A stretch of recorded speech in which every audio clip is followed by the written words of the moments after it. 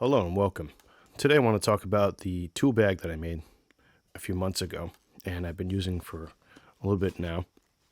This is my EDC tool bag kit. It's made out of an old EMT rip-away type pouch. On the front here we have a small pouch housing a ouchie boo-boo kit, medical kit with some cleaning wipes. I figured that could be in handy when I'm working, cover up some scrapes or whatever. We have some Molly Pals webbing on the front of the bag for mounting other items. We have the sustaining strap here, which holds the black back platform from coming off on the rip-away portion. This is the back here with the cordage that I have here. I got this from the dollar store, so it's kind of disposable paracord in case I need to tie up something or lash something. And here's the top with the buckle. So to undo this, you undo the buckle, and it comes apart like that. And I'm going to open it up. It gets pretty big, and it's very heavy. It's about maybe, I'd say, roughly 15 pounds or so. Maybe a little less, a little more. And here's the inside. So I'm going to go over the right side first real quick. On the right side, I have some gloves here. These are USB lighting gloves. I have two of them, one for the right and one left hand, depending which hand I'm using to work with. And the reason why I have them in here is sometimes when I'm working on the car, in looking at a hard to see place in the car, and I can't get a light in there or use my headlight. So I could take these, and I don't know if you can see, it's got two little LED lights here on the front. And as I'm working with the tool, assuming I can fit all this stuff in that little spot, I can kind of see what I'm torquing on or working on. So it becomes pretty valuable to me in terms of seeing. So that's why I have two of them, one for the right hand and one for the left hand. And these are waterproof and rechargeable as well, which is pretty nice. These are the Krenix light gloves. And they stay in the top here in this little strap. Now this bag has three tiers to it in terms of the pockets. It has a big pocket in the back here. I don't know if you guys can kind of see that in the corner here. There's a big pocket which I just keep a grease towel on the back here. It's a blue one, so it runs the whole gamut of the pocket here. I just keep it in the back there in case I need it. I just pull it out and use it. Kind of covering everything in a little bit of a disorganized mess is my disposable gloves. So I like to have a pair ready to grab at the front here. And then there's another pocket here underneath all these tools, which I have my hand sanitizer. I have some electric tape around it and some sewing thread as well. This came from another kit which I was making, and then I decided to repurpose this for this kit here. So this is my spray bottle with hand sanitizer.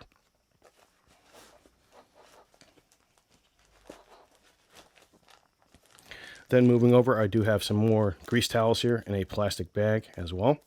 So I keep that here so they don't get dirty or wet. Then on this side here, I do have my bit set from Leatherman. Now the case broke when it was shipped to me, so they sent me another one and they said keep this one. So I kept it and I put it in this kit here. This is supposed to go with my Super Tool 300.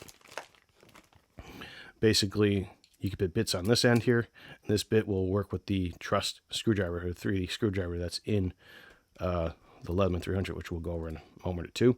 It's a fully Phillips head one, which connects into here, and then you have an extension of your screwdriver. Pretty cool, pretty unique. And here are the bits here, so you can see that.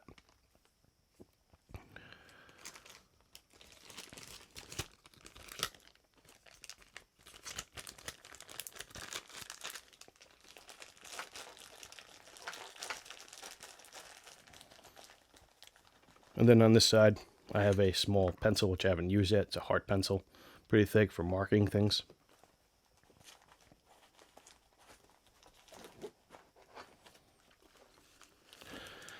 And here's the Leatherman Super Tool 300. It's got a ruler in centimeters and inches on this side, inches on this side, and centimeters on this side. You open up, it's a plier-based tool set with replaceable cutters on the center here for wire cutting and potential stripping. We have a wire bender here as well in the center. And it comes to a needle nose point, although not too much of a fine point. We have the saw here on one side, and this is a locking tool, so luckily it's pretty strong and durable until you push the spring lock here. Then we have a couple tools here, a couple more. We have a wire cutter here and a can opener.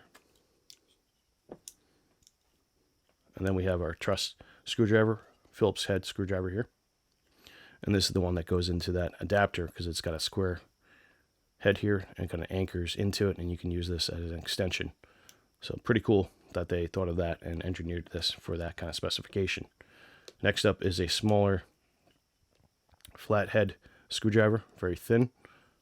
And then finally, we have the saw here on the Super Tool 300. On this side, we have the knife, a couple more flathead type screwdrivers, and an awl with a sharp edge, and a key lanyard holder. And last but not least, we have a file. One side has one stretch and the other one's cross-hatched over here. And it also has teeth on the end too as well.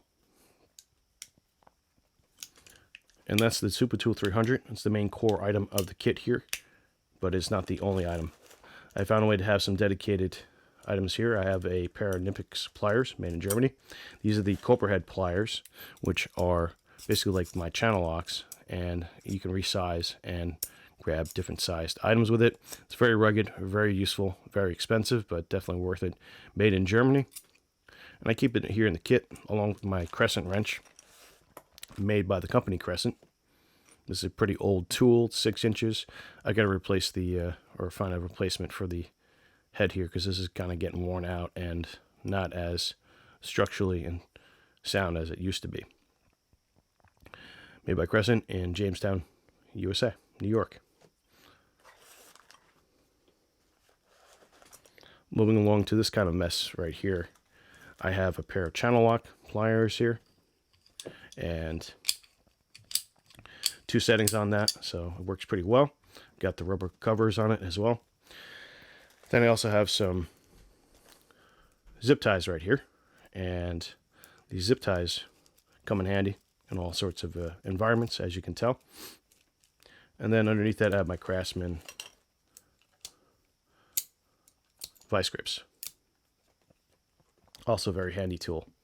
And then here we have a multicolor pen for different marking color sections. So I keep that in there. And then I have some plastic items for non-marring. If I have to pry something, I don't mess up the metal or the finish. And another pry type tool. Finally, last but not least, on this side I have a pair of, or a couple of safety pins and a paper clip. And also we have a toothbrush here wrapped up with paper and some extra little lanyard paracord. So go ahead and put that back together in a somewhat organized fashion. Okay, moving along to the center section, we have some sockets here, a deep dish one and a short dish one. These are metric and they are 6-point and 12-point. I keep a little bit extras here, and then underneath here, in the bottom tier, I keep deep dish ones for standard. And these are all 12-point, except for 2 of them on the side. I have a spark plug one at 6-point and a 5/8 at 6-point. Then we also have 3/8 sockets in short and an extended bar here. And some of these are 6-point, most of them are 6-point except for one. So I keep my sockets down in the bottom for the 3/8 drive. And I keep my 1/4 inch in the second tier here, which we'll go over in a moment. So on this side here, we have a Craftsman X-Acto knife, or not X-Acto knife, box cutter knife, I guess you call it, or a very fine edged blade, replaceable. So very straightforward for doing a variety of different tasks. Then underneath that, I have my 3/8 drive. This is a Craftsman ratchet. I think it's from the 1960s. Got it for a good deal on eBay. Works pretty well. And then underneath that, I have my WD-40 in a repurposed spray bottle. So I can spray on WD-40 if I need to. And what I do is when the can gets empty or low, like WD-40 cans, I poke a hole in it and I drain it out. So I learned that from my father. and it's pretty useful little strategy for saving the oil. Moving along, underneath these top items, I have some Makita 1/4-inch sockets in both metric and in standard. These were a good deal from, I think it was Home Depot, and good price for these little small sets. I like the rubber holders. It's very size and space efficient, and these are the extender adapters for, say, the adapter for the Leatherman Super Tool 300, which I can use and drive this with. So those are my 1/4-inch sockets.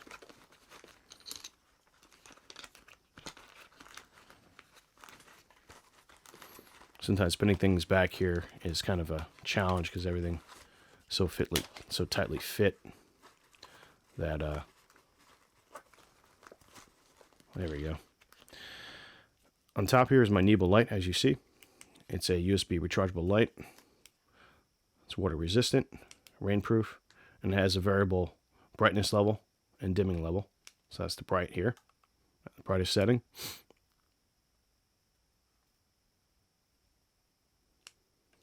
And it has a magnet at the base here, and it does come with a back pocket clip, but I took that off, put it in the bag here. Good for working on the cars and just sticking on a metal surface and going to town on whatever you got to do. Last but not least, in the center section here, I have this wihi bit set. This is a Terminator blue set. I got it for about $25 or so at Lowe's. It comes with all these bits here, which is pretty nice, a good amount of bits for the price in a nice case. And it comes with a 1/4-inch drive as well as the extender underneath here. I added a little bit extra bits here in a little plastic bag to keep it nice and organized. This little ratchet is pretty cool. It works very well. It's got me out of a pinch a couple of times when I can't get a normal ratchet in and I have to use a smaller ratchet. It works very well. It's got a lot of teeth in it. I forget how many teeth. I think it's like 72 teeth in there, so it's got a nice gradient of turn. So that's the center section. Moving along to the last section of the pack here, and the most disorganized part is the mesh bag, which has a lot of random items, or not random, but more of kind of support items, smaller items that don't fit in these straps here. First is the credit card with duct tape. Now we have some precision screwdrivers, cheap ones, but works nonetheless. I have a pair of, or rather a roll of stainless steel wire. I've got a level. I've got some glue sticks, Loctite. I've got a bag full of electronic spades in various sizes, and also ring terminals and flat spade terminals as well, and connectors. And we also have a variety of different sizes for heat shrinking, since I do some electronic work, and we have some hair ties, which I use as rubber bands in a plastic bag. I have a small roll of electronic tape. I have a lens, which I use for magnifying. I have a small little measuring tape, about 3 feet or so. Again, this is not a full-out kit. I would bring a bigger measuring tape if I were going to do a job somewhere. So this is just the core kit here. We have some super glue, another level, a flat one for balancing, the clip to my light, which I can hang if I need to, and here we have the signature light from Victorinox Swiss Army knife. This is a micro one. I changed the LED out from a red to a white here, so it's pretty good for as a backup little pointing light, and it has a pen here in case I got to mark something and I forget my other pen or I lose it. The real interest here is the scissors. Since my Leatherman Super Tool 300 has no scissors, I use these scissors for precision cutting, and also the knife is a very fine precision knife too as well, so pretty useful. I have some extra bags for storage. I have some soldering, fine solder at that for electronics, which I work on with my ham radio stuff. Another pair of gloves here for working. disposable ones. I have some leftover screws from a project, which I forgot to take out. I have a nail clipper for cutting, in case I got to cut something close, like, say, a zip tie. I don't have to use a knife. I just use this and I snip it. So it comes in handy for using on zip ties, small ones at that. A Bic lighter wrapped with beeswax hemp cord. And very useful, obviously, for a lot of reasons. And finally, last but not least, a extra Ziploc bag for placing items in case I come across them, like, say, bolt, nuts, whatever. Instead of using a magnetic pan, which is a good idea generally, I put them in the bag here and just kind of keep them organized that way. So we're going to try to repack this here and get it ready. And that's pretty much the kit there. So that is my EDC tool bag that I've been using for a few months. I hope you guys enjoyed that. Maybe it might give you some ideas for your own kits. If you have any comments or suggestions, let me know. And once again, thanks for watching and enjoy your day.